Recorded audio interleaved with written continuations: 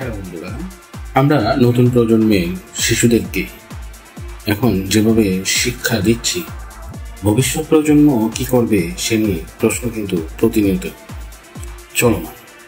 তারপরেও আজকে আমি নতুন প্রজন্মের প্রতি এক নিবেদন করছি, সেটা হচ্ছে যমুনা নদী।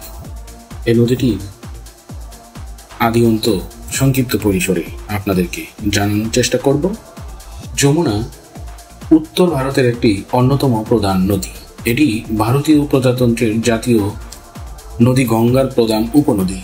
যমুনা নদীর উৎস মধ্য হিমালয়ের বান্দারপুচ পর্বতশৃঙ্গের দক্ষিণ পশ্চিম পাদদেশে অবস্থিত যমুনোত্রী হিমবাহের ৬৩৮৭ মিটার উচ্চতায়। এই নদীর দৈর্ঘ্য ১৩৭৬ কিলোমিটার বা ৫৫৫ বর্গ মাইল। যমুনা ভারত তথা বাংলাদেশের পশ্চিমবঙ্গ রাজ্যে সবচেয়ে বেশি বিস্তার লাভ করেছে। যমুনা বাংলাদেশের প্রধান তিনটি নদীর একটি। এটি ব্রহ্মপুত্র নদীর প্রধান শাখা।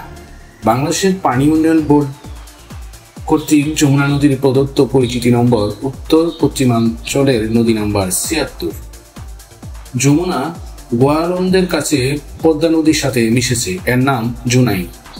১৭৮৭ সালে ভূমিকম্পে যমুনা নদী সৃষ্টি হয়, যা রাজশাহী অঞ্চল ও ঢাকা অঞ্চল আলাদা হয়।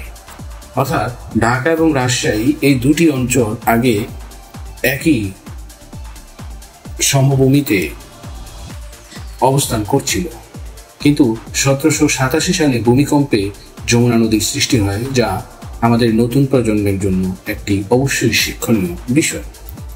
উৎপত্তিস্থল হতে এর দৈর্ঘ্য ২৪০ কিলোমিটার। যমুনা নদীর সর্বাধিক প্রশস্ততা ১২,০০০ মিটার আড়িচা। যমুনার প্রধান উপনদীগুলো হল তিস্তা, ধরলা, করতোয়া, আত্রাই এবং সুবর্ণশ্রী। করতোয়া যমুনার দীর্ঘতম এবং বৃহত্তর উপনদী। বন্ধুরা, এ পর্যায়ে আমরা ভারতে যমুনা নদী কিভাবে বিস্তার লাভ করছে সে সম্পর্কে সংক্ষিপ্তভাবে জানব। যমুনা নদী ইছামতি নদীর একটি উপনদী। নদীটি ভারতের পশ্চিমবঙ্গ রাজ্য দিয়ে প্রবাহিত এবং নদী এবং ২৪ পরগনা জেলার অন্যতম বড় নদী। পশ্চিমবাংলার ত্রিবেণী সঙ্গমের অন্যতম নদী যমুনা অতীতে প্রবহমান এবং গুরুত্বপূর্ণ নদী ছিল। পঞ্চদশ শতকের বিপ্রদাস পিপিলাইয়ের কালে যমুনা বিশাল অতি বলে উল্লেখ করা আছে। ত্রিবেদী সত্যগ্রামের বর্ণনায় বিপ্রদাস বলেছেন, গঙ্গা আর সরস্বতী যমুনা বিশাল অতি, অধিষ্ঠান উমা মাহেশ্বরী। কালক্রমে যমুনা তার প্রবাহ হারিয়ে খালের আকার বয়ে গঙ্গাতে পড়েছে। নদীটি নদিয়া জেলার অতীতের মূল স্রোত দ্বারা ভাগীরথী থেকে উৎপন্ন হয়ে ইছামতি পর্যন্ত প্রবাহিত হতো।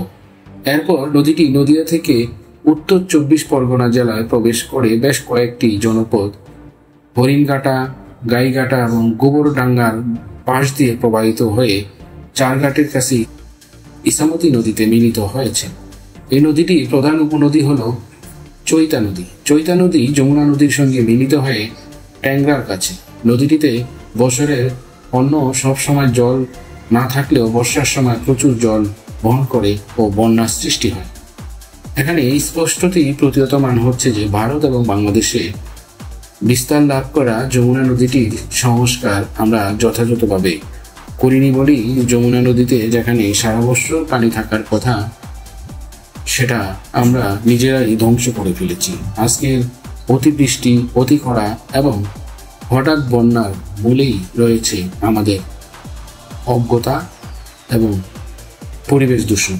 তাই আসুন আমরা আমাদের নদীকে বাঁচাই, পরিবেশকে বাঁচাই এবং নিজেরা সুন্দরভাবে পৃথিবীতে বেঁচে থাকি।